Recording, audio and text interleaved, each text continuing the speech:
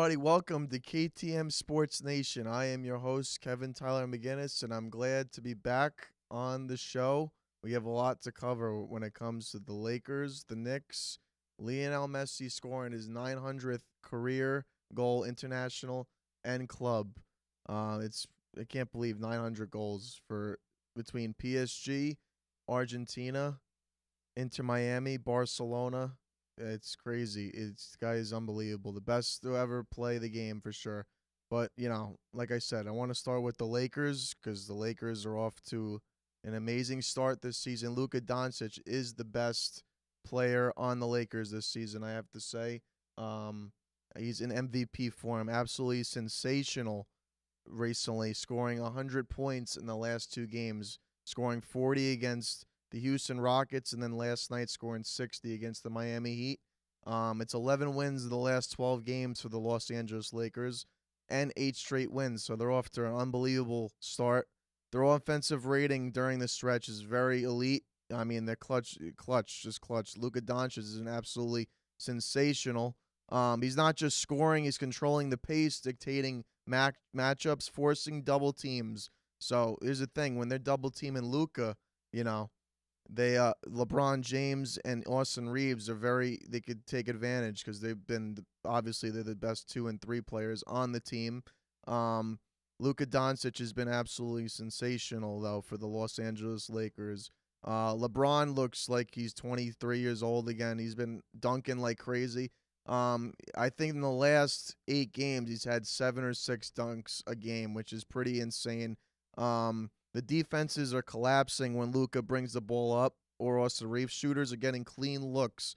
So the Lakers are absolutely controlling the pace of the game. And the three-point threat with Luka has been absolutely great. He's been money recently. Like I said, 100 points in 2 games. That's sensational. 40 points against the Houston Rockets, and then 60 points against Miami Heat. He's been absolutely great when it comes to bringing the ball up the court, distributing to other players on the team like LeBron James and Austin Reeves and DeAndre Ayton. So the Lakers look like a serious threat when it comes to the postseason this year. They're number 3 in the West. That's only behind the San Antonio Spurs and the Oklahoma City Thunder. So in they're 10 games back of first place, but you never know what could happen. The Lakers could maybe make a run at the 2nd seed. They're only within 7 games. There's a lot of basketball left. We still have, so the Lakers are 45 and 25. That's about 70 games. So you got, I don't know if they can catch the 2nd seed, actually. That's 7 games. There's only 12 games left in the season, 82-game season in a regular season of the NBA season. So it's going to be exciting to see, what the Lakers do. I think they have that 3rd seed locked up, if I were to guess. They have the season series over Houston, 2-1 with the win over Houston the other night. Kevin Durant was, brought him back, but it wasn't enough. The Lakers came back and won that game, and then beating the Miami Heat after losing by almost 15 points, coming back in the second half and totally dominating that game in the second half, completely, outplaying Miami. And Eric Spoelstra afterwards said LeBron is beating Father Time and just the absolutely sensational at 41 years old. There's never been another player ever in the NBA as good as him at 41 years old. When it comes to dunking, shooting, passing, the guy is absolutely sensational. LeBron's not carrying every possession anymore, which is also good on him when it comes to the, playoff time, so other players could help him bring the ball up. He's been controlling the game late, though, when it matters, if Luka's not the guy. Transition, he's been the best transition basketball player in the regular season this season. He's leading the league in transition points. Like I said, he had like 6 or 7 transition dunks against Houston, and then also against Miami at a couple of moments. He's been absolutely sensational for the Los Angeles Lakers at 41 years old, which is insane. To be putting the numbers he's been putting up at this level and still dominating the league and still being a playoff threat with the teams that he's on, it's unbelievable. LeBron James is still averaging over 20 points per game. He just had a triple-double last night against Miami. Sensational game against Miami last night. let's see, what did he put? He put up 19, 15, and 10. So 19 points, 15 rebounds, 10 assists. That's a triple double. How many triple doubles has LeBron had in his career? It's been more than I could remember. He's been absolutely phenomenal his whole career. For 41 years old, he's averaging almost 22 points per game, 6 rebounds, 7 assists, and shooting 52% from the field. So more than half of his shots are going in. I mean, he was 13 for 14 against the Houston Rockets the other night. He only missed once, which is amazing for his age. He's absolutely sensational. He played 38 minutes last night. Yeah, like I said, he dropped the triple-double. The guy is the greatest basketball player to ever play. Michael Jordan couldn't even dunk at 41 years old in the All-Star game or with the Wizards. LeBron James is doing stuff that'll never happen again. And his team has very capable chance of going to the NBA championship or the Western Conference Finals. First, the Western Conference Finals, and maybe the NBA championship. They're been absolutely sensational this season. The combination between Luka and LeBron has been phenomenal. He's the smartest basketball player on the floor by far at all times. I think he's the quarterback of the team pretty much. Everything flows through LeBron James when it comes to, passing, and just LeBron James is the answer for the Los Angeles Lakers, but Luka has been the best player in basketball this season by far. The only thing that people could do is double team Luka or LeBron when it comes to defensively, and it hasn't worked. It definitely hasn't worked. LeBron and Luka have just been clicking all season long, and they're making other players around them, like Austin Reeves, is unbelievable this season. He's been great for many years with the Los Angeles Lakers, but he's just getting better. Austin Reeves, even when Luka is on the bench, he stepped up, driving to the basket. He has one of the best handles. Nobody talks about Austin Reeves' handles enough. He has one of the best underrated handles in the NBA, besides people like Kyrie Irving and some other people that are very good at dribbling the ball. Austin Reeves is right there with the best. He's absolutely sensational. The only concern with the Los Angeles Lakers, going far in the postseason, in the playoffs, and making a run is that, they're inconsistent on the defensive end. But recently, in the last 12 games, they've been absolutely phenomenal when it comes to defensively. They've just been getting the stops what mattered most. Even when they're trailing games, they know how to come back and as a team and knowing how to just win games. In the clutch of fourth quarters, they've been sensational. Second quarters, they've been great. The Los Angeles Lakers look like a serious playoff threat. I think they're better than Denver. I think they're definitely better than Houston. I think the Lakers have a really strong chance to make it very far in the postseason if they continue. They've been the hottest basketball player, like I said, the last 20 games. Like I said, winning 11 the last 12. They've been absolutely sensational. The production on the bench has also helped big time. Marcus Smart has been great on defensive ends, getting multiple steals, passing the ball to LeBron James and Austin Reeves and Luka. He's just been an unbelievable piece for the Lakers, especially on the defensive end. He brings that tenacity and that constant pressure on the players that they're playing against. He just totally locks up. He could play. Marcus Smart's one of those guys that could pretty much guard every position from point guard to small forward. He's absolutely sensational on the defensive end, and that's what the Lakers need him. He could also put up points. He's a sleeper when it comes to shooting the ball and driving to the basket sometimes. It's not his game scoring, but he could put up points. He's dropped 20 points the last game actually 2 games ago against Houston. Was absolutely sensational for them. So Marcus Smart is a sleeper. He's been great for the Los Angeles Lakers. So we'll see what happens when it comes to, if he can keep it up, because he's been a great piece for them for sure this season. I like the way he's been playing on the defensive end because they need him on the defensive end. But like I said, Luka Doncic is the best player in basketball, my opinion. His numbers are absolutely insane this season, averaging 32.5 points per game. That is number one in the NBA, averaging 7.9 rebounds, 8.5 assists. That's top 3 in the NBA. So he's not only scoring, which is the best in the league, he's also passing the ball, rebounding, and he's shooting 47% from the field. I mean, that's unbelievable. He's a leading scorer in the league, elite rebounder for a guard. I mean, 32, 8, and 8. I don't know how you don't give him the MVP right there. I mean, and the number 3 in the West. I don't really see anybody else right now that's as good as him, especially with the 11 out of 12 games they've won. Luka Doncic is a dog, man. The guy is unbelievable. It's very rare for a player, to have a 38-8 season, 32-8 season. Only a few players have done that, like LeBron James, like a James Harden, like a Kevin Durant. Even, this guy's absolutely sensational. Luka Doncic has been absolutely unbelievable. Like I said, number 1 in scoring, top 3 in assists. He's responsible for the majority of the team's offense. And what's great about Luka Doncic and what takes the pressure off of LeBron James and Austin Reeves is that the biggest thing to me when it comes to being a great offensive player and one of the best players in the league is that he can create his own shot off the dribble. I mean, the guy is unbelievable. He could step back 3. He could drive to the basket. He could dunk. He could pass. The guy is unbelievable of creating his own shot. And he knows how to make people open on his team too by creating his own shot and faking people. He could also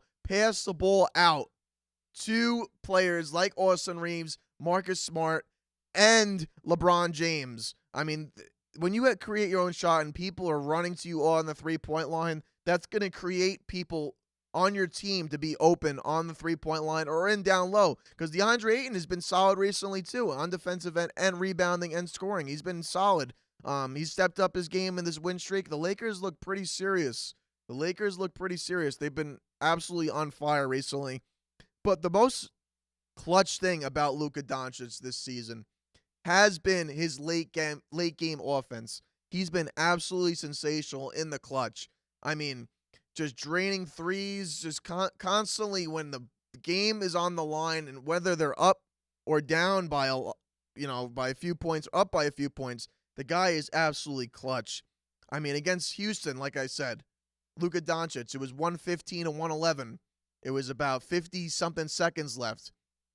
He pulls up, tries to drive down, into the paint, steps back, dribbles, crossover, pulls up a 3, knocks it down. 118-111. The game is pretty much to bed at 40 seconds left. But anyways, there's been many moments of that, of Luka Doncic throughout the whole season. The guy has been absolutely sensational this season. Like I said, dropping 100 points in 2 straight games is unbelievable, and averaging over 40 points per game in both, obviously. 60 points last night in Miami, with the Lakers winning that game 124-116 in Miami.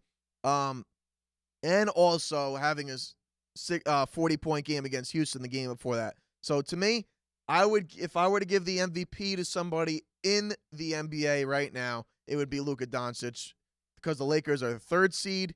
His numbers are there, 32-8-8, and shooting 47% from the field. Constantly averaging 40-plus point triple-double games, game winners, having 60-point games. I mean, this is consistent, though. Just because he had a 60-point game last night, I mean, it's sensational. But he's also done other stuff for the team by creating for the other players on his team. Like for LeBron James. You know how amazing it is for LeBron James to have this other player to help him carry the load off his shoulders and make an offense better, and making other players better around him on the offensive end, like Austin Reeves, like Marcus Smart, like many other players for the Los Angeles Lakers. He's been absolutely sensational on the offensive end when it comes to the Los Angeles Lakers season, and I think right now he is favorite to win the MVP. Absolutely sensational for the Los Angeles Lakers. Somebody said in the comments for YouTube, Lakers versus Knicks NBA final. Obviously, I would go for the Knicks because I'm a Knicks fan. I like LeBron. I like the Lakers, but I would pick the Lakers, obviously. Lakers can't play defense. They can't play defense, but they have free. I don't know why you say Lakers can't play defense. The Lakers have been solid. They've been solid defensively the last 12 games. They've got it done on the defensive end. Multiple steals by Marcus Smart, LeBron James, Austin Reeves, and Luka all rotating. I don't know how you could say they're not playing defense when they've been one of the best defensive teams in the last 12 to 13 games. So that's the way I look at it. I mean, I think they've been absolutely sensational. Just want to thank you guys for joining on TikTok. Appreciate the support. I'm glad you guys are tuning in. Share the live. Please share the live. Like, comment, follow, subscribe on YouTube too. Everybody that's watching on YouTube, please subscribe. And let's get these likes up. Let's go, baby. But like I was saying, LeBron doesn't have to carry a team when it's so much easier for him now at 41 years old when you have a player like Luka. He's definitely the MVP, in my opinion, for the NBA. Like I said, 32, 8-8. He's been absolutely sensational for the Lakers. Say if the Lakers do make it to the final, is this LeBron's last season ever? Say if they do make it to the NBA championship, which is far out from now, don't get me wrong. Will it be his last season in the NBA? I don't think so. I still think he will go back to Cleveland next season. For some reason, I still think he's going back to Cleveland. He's got one more. This is his last year left on his Lakers contract. There's been a lot of rumors of him going back to Cleveland with Donovan Mitchell and those other boys in Cleveland. Cleveland's a good team, too. You can't rule out Cleveland. They're a good team in the East. Adding LeBron James and going back to Akron, Ohio, his hometown, that would be some way to end a career. I mean, I would be for it. But if you stay with the Lakers, I'll be for it, too. So, I mean, LeBron's the greatest basketball player ever, plain and simple. So we'll see what happens when it comes to him and his future in the NBA. But I want to get into the Detroit Pistons now and how Cade Cunningham, their best basketball player on the team, he's also another MVP candidate. He's been great for the Detroit Pistons, but, now he's out. He had a ruptured lung. I mean, that's pretty serious. Collapsed lung. It could be if it's serious enough, season ending. Minimum of 2 weeks is TJ Watt, another sport in the NFL. He had a collapsed lung. He was out multiple weeks and he came back towards the end of the season to help Pittsburgh clinch, the division, AFC North division against Baltimore Ravens the last week of the season, and to get into the postseason. But the thing is with basketball, I think it's a lot more strenuous when it comes to breathing because you're constantly running up and down the court. And when you're the number one guy and constantly getting the ball on Detroit, he is an MVP candidate. He's the leader of the team, the primary scorer, the playmaker, and the shot creator. He's been absolutely sensational for the Detroit Pistons. But, like I said, basketball is a lot more conditioning, I think, than football. Don't get me wrong, football requires a lot of conditioning too. But when you're constantly playing almost every night, besides playing once a week or maybe twice a week, sometimes they play Sunday and Thursday night football, but playing almost every night in the NBA, an 82-game season, it's a lot more strenuous on your lungs if you're not 100%. So even if he comes back early this 2 weeks, minimum of 2 weeks, he may not be 100%. It could be very risky. So it depends how bad this collapsed lung is. That could open the door for the New York Knicks and the Boston Celtics because, the Detroit Pistons rely on this guy so much. They're 49-19, the best team in the Eastern Conference. Right behind them is the Knicks and, the Celtics and the Knicks. I'm sorry, the Celtics are set number 2 and the Knicks are number 3. But why this is huge for the Celtics and the Knicks is because the Celtics, they're always the last couple of years they've just been a title contender. They're only 4 games behind Detroit, so if Detroit starts losing, they could catch the Celtics could catch them. Only 4 games. The Knicks are 5.5. So the Celtics and the Knicks, with Detroit having their star MVP type caliber player, Cade Cunningham, out, it could be very huge for other teams to catch up in the East. We'll see, man. I mean, I hope the Knicks could rise up in the standings. I definitely don't want the Celtics to be ahead of them. I do not want the Celtics to be the number 1 seed, but Jaylen Brown has been absolutely sensational for the Boston Celtics. Jason Tatum came back recently and just added more. I mean, Jason Tatum's Jason Tatum. He's just an unbelievable basketball player. But the Knicks and the Celtics have a very good chance. Either of them have a very good chance of catching up in the East to the Detroit Pistons, the best player being out because he does everything for them. But like I said, Boston Celtics, they have the deepest roster in the East, my opinion, with Jason Tatum and Jaylen Brown both being NBA champions already. They have a two-way balance between those two. One of the best duo in the NBA by far. They have the playoff experience, like I said, the NBA championship. They don't rely on one player either. They are built for stability. And like I said, if Detroit slips, Boston can very likely take that number 1 seed. And Jason Tatum could go on a run. They could take the number 1 seed away from Detroit, especially if Detroit starts sliding in the standings. So we'll see what happens when it comes, the Boston Celtics taking advantage. But like I said, the Knicks are dangerous too. Let's go Knicks. The Knicks could have they could catch up to them. The Knicks are very physical. They have Jalen Brunson, to me, who is the best. Jalen Brunson is the best point guard in the East, my opinion, and he's clutch. Jalen Brunson's always going to come through and be clutch for the New York Knicks. And you have Cat, you have Anunoby, you have all those guys. Everybody's stepping up for the Knicks this season. They've been 1 through 3 the last 2 seasons. They've just been sensational. They can make a deep run in the East, and they could take advantage of Cade Cunningham and the Detroit Pistons because they've had struggles all year against Detroit Pistons. They just can't beat the Detroit Pistons. They're 0-3 against the Detroit Pistons, which is not good. Especially if they have to play them in the playoffs. I know everybody's saying, a lot of people, and I believe it too. I believe in this. The regular season does not matter. It doesn't matter in a way, but it also does matter because you're playing against teams like the Celtics, like the Detroit Pistons in the playoffs, and that's when it really matters. For example, when the Knicks made it to the Eastern Conference Finals and losing to Indiana last year, when they played Boston in the Eastern Conference semifinals, and Jason Tatum tore his Achilles and was out the rest of the series in the game clinching series win for the New York Knicks when he tore his Achilles.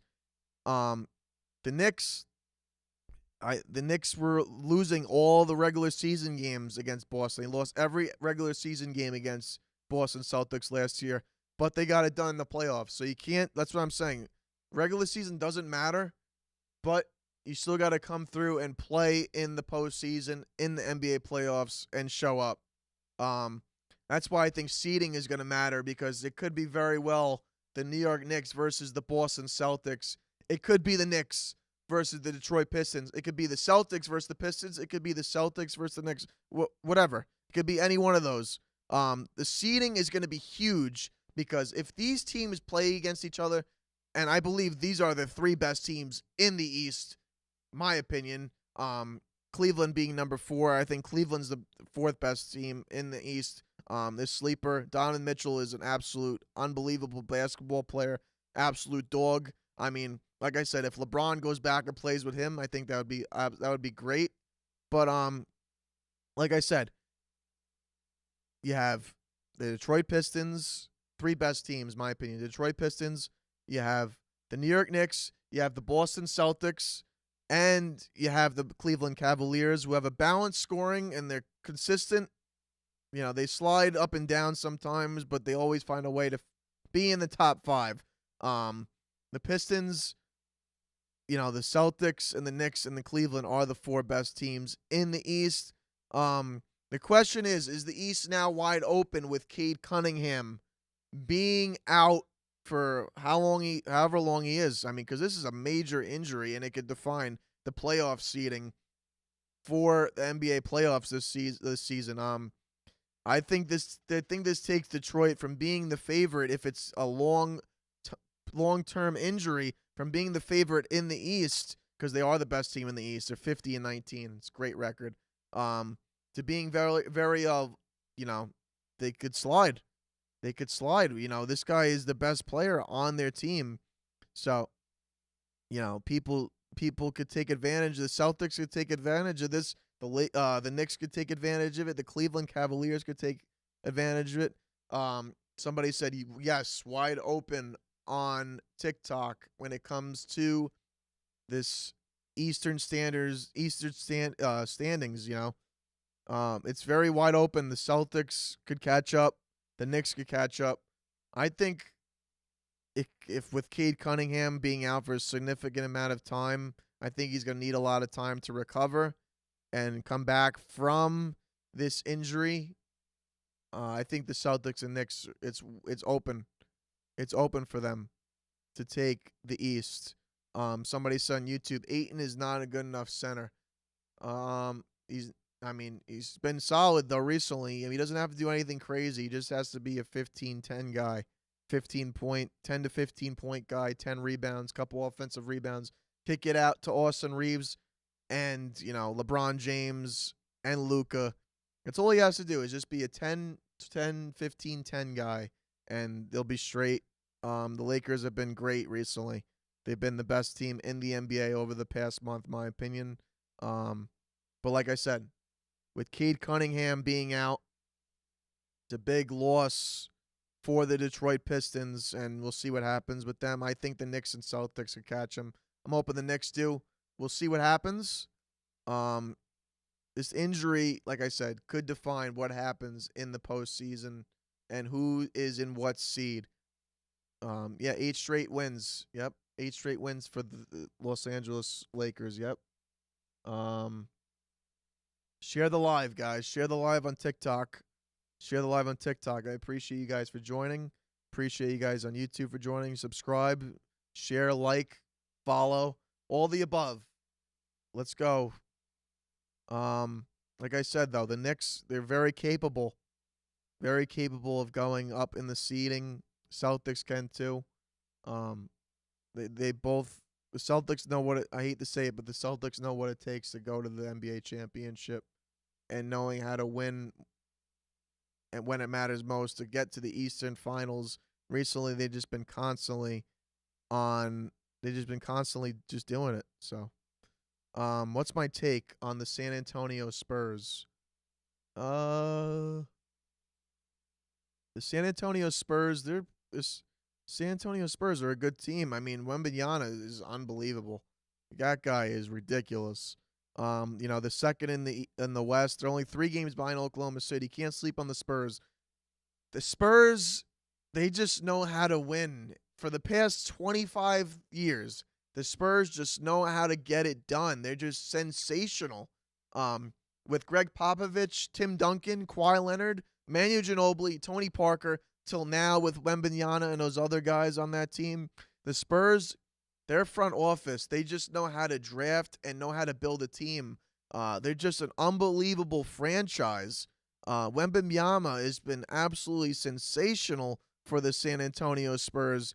He's just been absolutely great for them. He had an 18-point game last night. They had almost a 30-point win against the Sacramento Kings. The Sacramento Kings suck. They only have 18 wins this season, but still winning by 30. He dropped 18, 8, and 3. It's light game for him, but he's still an unbelievable basketball player. He's having an unbelievable season. He's another guy who could be considered for an MVP type season. Almost 25 points per game, 11 rebounds, 3 assists, and shooting 50% from the field.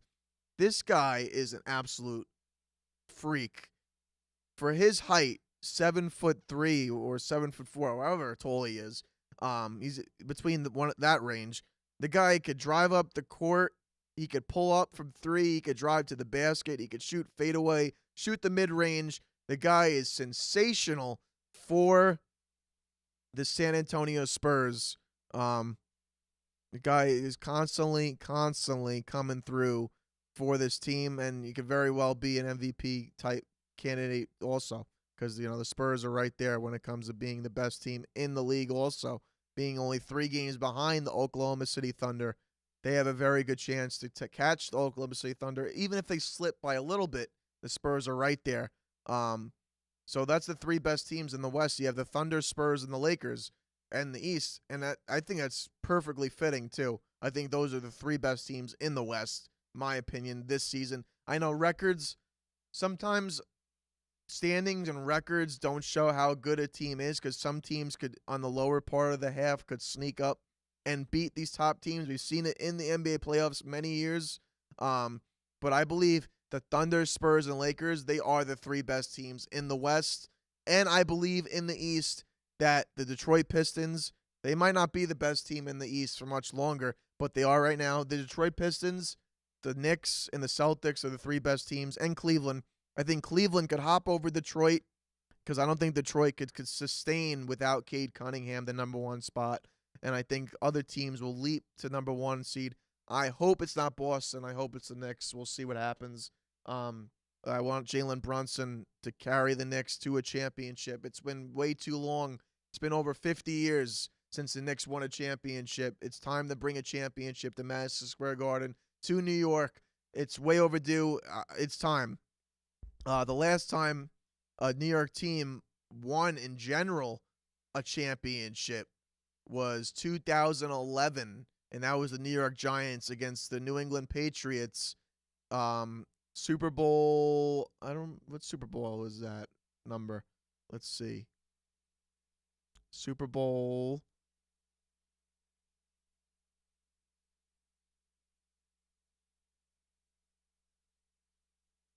It was Super Bowl. So we had Super Bowl 60 last year, so 2026. So Super Bowl like 46 or 47, somewhere around there.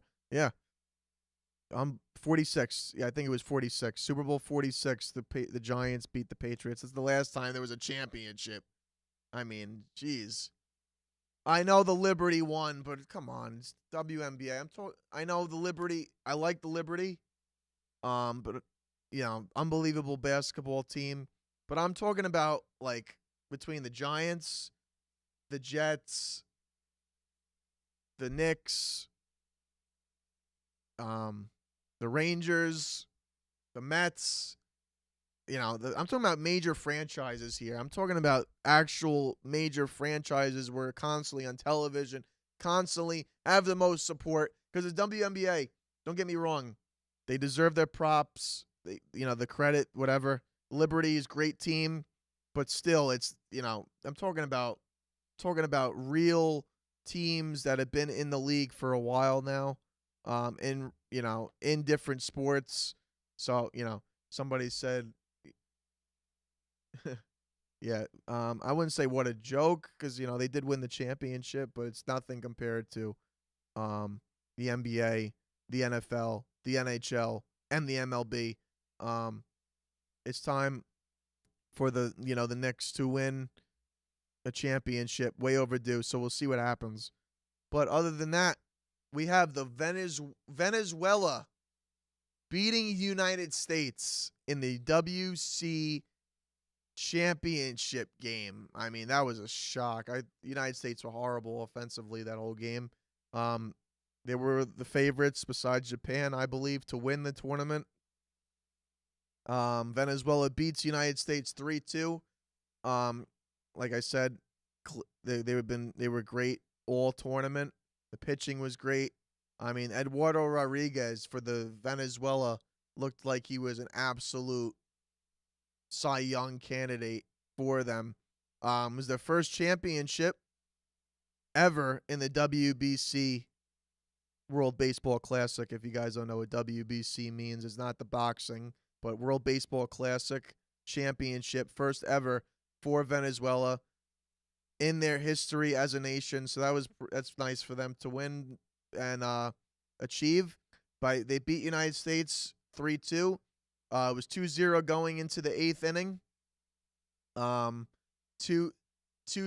Bryce Harper tied the game in the 8th inning. They were down 2-0, and Bryce Harper, one of the best baseball players in the MLB for the Philadelphia Phillies, came through in the clutch for the United States, tying the game 2-2. But in the 9th inning, top of the 9th inning, Eugenio Suarez and those guys, they got their clutch hits, and they drove in 1 run, and they sealed the game in the bottom of the 9th by winning the WBC championship. Superstar player, you can't forget about Ronald Acuna Jr., the best player on that team. Luis Arias, the pitching depth was great. The fans were absolutely insane in this whole tournament for Venezuela. I think they were allowed in the United States. They just showed up and showed out. They were absolutely sensational for this team. So you got to give them credit where credit is due. Like I said, USA and Japan were the ones dominating this tournament overall consistently. Now Venezuela enters that conversation now with the WBC championship, and now we'll see who wins. We'll see who wins in 4 years. We'll see what kind of national teams make it. And is this the start of a Venezuela dynasty in the WBC, now winning the championship there? I mean, I don't know, because you got some players retiring. You got Salvador Perez, who probably won't play in the WBC Classic in 4 years from now. Because he's gonna be I think 38. I don't think he'll be playing. One of the best catchers in the history of Major League Baseball, Salvador Perez, Kansas City Royal. I don't know if he'll be there, but he did get the championship, so now he has that, and he has a championship with the Kansas City Royals. So I believe this win changes how the baseball world views Venezuela overall, now entering and winning, the WBC championship. So that was major for them. Very, very big for that nation, especially what they've been going through, and politically and stuff. To bring a championship and a trophy with everything they've went through and stuff, that's huge for them, and good for their fans, and I would say they deserve it. Then they have a lot of talent too. Like I said, Acuna Jr., Arias, Eduardo Rodriguez, Suarez, just been absolutely sensational this whole tournament, and they showed it by beating teams that were great, like the United States, like Italy. They've just been unbelievable. I didn't expect them to beat Italy. I wanted Italy to beat them, but they came back and beat them. Italy was winning that game, and Venezuela came back and hit a 3-run home run, and they won that game, and that was it. Italy was out of the tournament. I thought it was going to be Italy, United States. A lot of people bashing, Aaron Judge for not showing up in the World Baseball Classic. I mean, you can't just blame him. Nobody came through. They had 0 runs the whole entire game into the 8th inning. You can't blame the captain of the team all the time. Everybody else did not show up. They were not relevant the whole championship game. You can't blame everything on Aaron Judge. You got everybody else has to come through. It's not just one guy on a baseball team. It's a team sport, baseball. It's not boxing. It's not UFC. Not everything's on you. It's a whole collective thing. Everybody struggled. Aaron Judge was the best player for United States in this whole tournament up to this game. I mean, he didn't come through. I got it. I mean, people are saying he's the Josh Allen of baseball. I mean, let's not get crazy. Josh Allen's had many opportunities in AFC championship games in the postseason to come through and be the guy and finally win a Super Bowl for the Buffalo Bills. He just never done it. And Josh Allen's been there like 7-8 times. How many times can you make excuses for Josh Allen? So I think that's a totally different conversation. Aaron Judge has only been to 1 World Series. Aaron Judge, You know, he's been to the World Baseball Classic, final now, championship. So I mean, you can't always blame Aaron Judge. I mean, the guy is absolutely sensational. He was the best player for the United States, averaging over 320 batting average, multiple home runs, multiple RBIs. He was the best player for United States this, WBC Classic. So I mean, come on, give me a break. I'm tired of hearing about that. Aaron Judge doesn't come through. He had a bad game. Okay, he had a bad game. It's one game. Nobody else played good overall. United States sucked in the championship overall. They were horrible. Until Bryce Harper hit a 2-run dinger, and it was 2-2, and then that was it. Venezuela came back in the ninth inning, won the game, top of the ninth, and just shut the game down, closing the game out in the bottom of the ninth. They just never were offensive threat at all in any part of that game. So, props to Venezuela. Congrats. You guys deserve it. You are the champions of the world when it comes to baseball. Now I want to switch to another sport. My favorite player to ever step foot on a field, Lionel Messi, the greatest soccer player to ever step foot on a pitch in the history of football, because that is the originally football. NFL stole the name. Football is soccer, okay? But if you guys don't know that, I'm telling you now. So, like I said, Messi, 900 goals. He's the fastest soccer player in the history of football, soccer, to ever get to 900 goals ever. The 900 goals doesn't really just speak. It doesn't speak for itself enough. His efficiency, his longevity, and consistency through many eras of just absolute magic on the soccer field. Messi is the best to ever step foot on the field ever. More than Pele, great player. More than Maradona, great player. Definitely Ronaldo. Ronaldo's always tried to be better than Messi. He'll never will be. Never will have the trophies. Ballon d'Ors, the skill. Messi is just the best player to ever play in the history of this sport. Just complete dominance in Barcelona, complete dominance with Argentina, into Miami. I mean, let me say that. Let me correct myself. Dominance now with Argentina. I mean, he had many struggles with Argentina national team. Many people were crucifying him and doubting him on Argentina. And then recently he wins Copa America, the World Cup, Copa America, Finalisma. I mean, he's won everything now with Argentina. He's won everything with Barcelona. He's won everything with Inter Miami. And he's won leagues with PSG in France, where they hated him when Argentina beat France in the World Cup. Messi scoring 2 goals in the World Cup final. Absolutely sensational. Messi is the best player of all time. But very few players, like I said, reach 900 goals. Very few players reach 700. Very few players reach 800. Messi is the fastest player to ever step foot on the pitch to play this sport ever, to score that many goals. Messi, I believe, is the most complete player, like I said before. Between playmaking and scoring, he's not just a finisher. He is a creator of what goes on the field. I mean, the guy could be anywhere on any point of the field. He just knows how to be sensational. Messi is just the best. How many? He's got like 48, 49. Actually, no. I think he's got 50 trophies, if I believe. 50 trophies. Something along 49, 50 trophies. I forget the number. It's the most ever. Nobody's got more trophies than him. Nobody's got more Ballon d'Ors. And Ballon d'Ors, last time I checked, means best player in the world. That's what the whole trophy means. When you get a Ballon d'Or, the globe, you are the best player.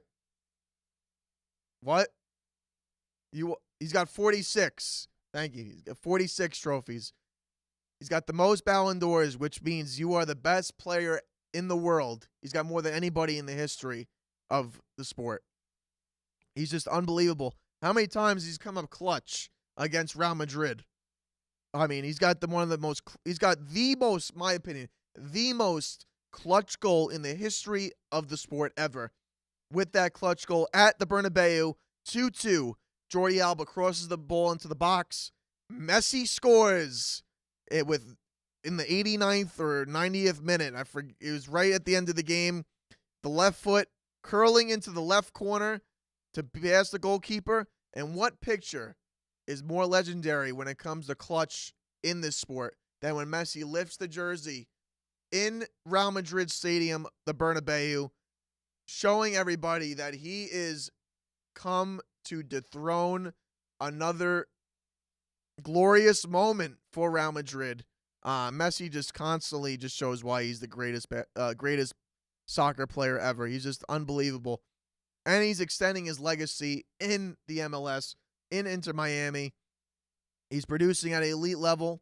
They just lost, Inter Miami, unfortunately, against Nashville, being knocked out. Messi scoring a goal in the game, of course, but they lost in the CONCACAF, tournament, so they're out. They're going home. But other than that, Messi is not the reason why they lose these games because he's constantly scoring or creating. Everybody else needs to show up for this team, but Messi is the best, always been the best. Ever since he was like 14 or 15 years old, he's just been absolutely sensational as a player. Nobody comes close.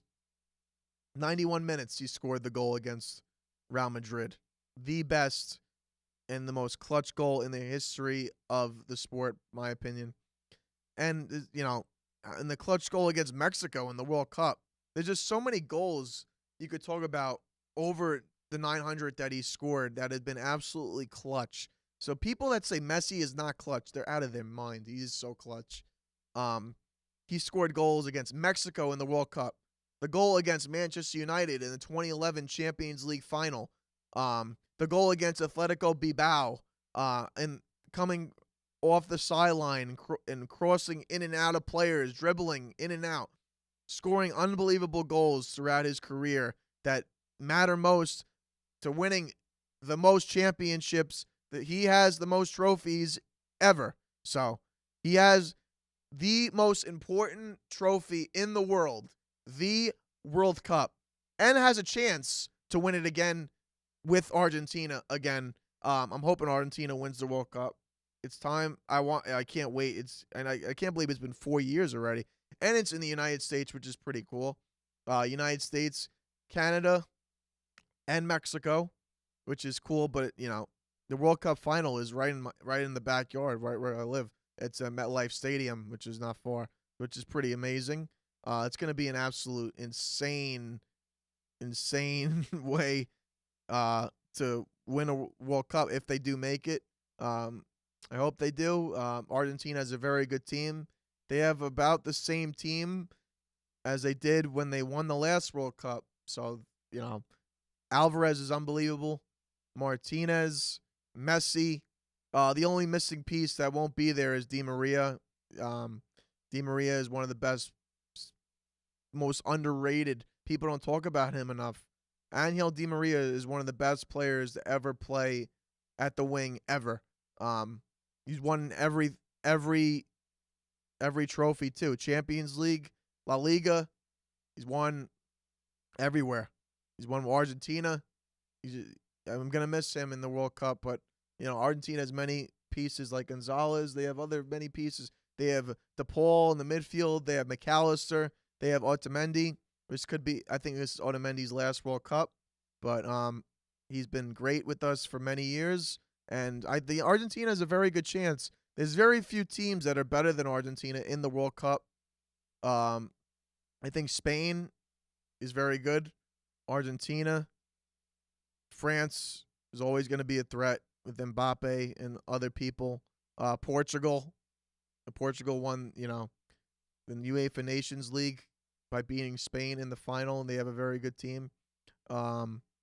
Ronaldo is close to scoring 1,000 goals. I think he's less than 30 away from scoring 1,000 international goals, so that's another milestone achievement. Uh, I believe he is the second greatest behind Messi. It's Messi and Ronaldo, 1 and 2, the two best players ever in the history of soccer. Nobody comes close to those two guys. Portugal is very, very good chance of winning the World Cup too. Very strong team, but I would say in the order, my order would be Argentina, Spain, France, Portugal, and I would probably say, England or Germany. I don't know if Brazil has it anymore. You can never count out Brazil. I think it was wrong for Ancelotti to leave Neymar off the team because he looks pretty fit now, and I think he's pretty serious about playing in the World Cup, and he was very upset about it. I don't know why he wouldn't give him an opportunity. This could be probably his last World Cup because Neymar doesn't have, the body to keep up and maintain how he is. So, I know Ancelotti he still has a chance because I think he had major backlash about not putting him on the team. But still, Neymar should be on it right away. I mean, he's the heart piece. He's a centerpiece of Brazil. I mean, he should be playing in the World Cup. Everybody loves watching him play for Brazil. I believe this will be it for Neymar, though. I think this is his last World Cup, honestly. I don't think he'll play in the next one. Even though he's only 32 years old, I think this is it for Neymar. So we'll see. I like to see him get his chance. I don't like Brazil. They're my rival. Argentina's rivals with Brazil, South American rivals. So we'll see. I hope to see Argentina make a run in the World Cup and win another one. I mean, can you imagine if Messi wins another World Cup? I mean, there's some people out there that still think that Messi is not the best player ever. I mean, I don't know how you could say that. The guy's won everything, and his skill is just unbelievable. There will never be another Lionel Messi, I don't think. There's only one Lionel Messi. Nobody is better than him. The number 10. I believe number 10 should be retired after him, honestly, because I don't think anybody deserves to wear his jersey number in Barcelona. I mean, I don't know. I don't even think Lamine Yamal doesn't even deserve to wear number 10, in my opinion. I think it should have been retired when Messi left, but that's beef between Messi and the president, Laporta. I guess it is what it is, whatever. Lamine Yamal's having a great year. I know he's had 25 goals, 15 assists. It's a great year, but, he's got a long way to go to catch up to Messi. Yeah, he's got a long way to go. So, I think number 10 should be retired in Barcelona, in my opinion, but it is what it is. Lamine Yamal's got it. He's doing great with them. Barcelona have a chance to win the Champions League. They have a very good matchup, and I'm looking forward to watching it. Barcelona versus Atletico Madrid for the UEFA Champions League quarter final. I mean, that's going to be sensational. Everybody, I'm gonna watch that game. That's going to be sensational. I still love Barcelona. I'm still a Barca fan, even what they did to Messi, making him leave, because he definitely wanted to stay and retire as a Barcelona player. But it is what it is. He's with Inter Miami, won trophies with them, continuing to win. He's just been unbelievable for them. Unbelievable for Inter Miami, winning many, many different trophies with them. Winning the MLS MVP last season. He was the best player in the world, in America, at least. He's the best player ever. The guy is just consistently great every single year of his career, and he has a chance to win another World Cup. I'm excited. Ronaldo, like I'm seeing the comments, Ronaldo only has 35 goals for 1,000. He could do it. Unbelievable. Ronaldo, one of the most clutch. I would give him this. He is the most clutch striker ever. The best striker ever, easily. Messi's not a striker. Messi's a Cam, which is a center attacking midfield. It's middle of the field, but he could also play. He's also played the wing, also. So Messi is the best player ever in general, but the best striker ever is Cristiano Ronaldo. That's why I have him number 2. Messi and Ronaldo is the best 1-2 duo ever. Nobody comes close. Used to be Pele and Maradona as the comparison many years ago, but these guys have totally eclipsed that, and these guys are the best players ever to step foot on a pitch. So, is there any questions? Thank you guys for joining on TikTok. Somebody said Cristiano 1,000. Yep, he could very easily get 1,000 goals. I think he'll get it before the end of this year. I hope. Let's see if he comes. I hope he comes back. I mean, I would like. It's his last World Cup. You don't want him to miss the World Cup because now he's got a hamstring problem and hasn't played. And Portugal's ruling him out in friendlies against the United States and Mexico. I hope he's fit enough to play in the World Cup. So, that would be a major loss to Portugal for Ronaldo not to play for them, but I believe he will. I think he's going to play for them, so I think he's definitely going to be there. This is his last opportunity to win the gold, so we'll see what happens with that. But I just want to thank you guys for joining.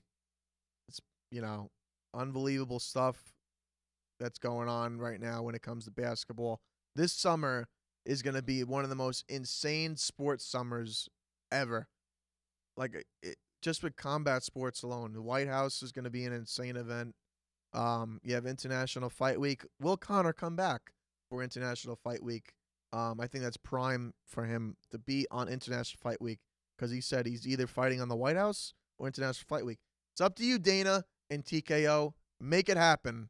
The World Cup is in June. The White House is in June. NBA playoffs is coming up. There's so much stuff happening. Baseball's back next week.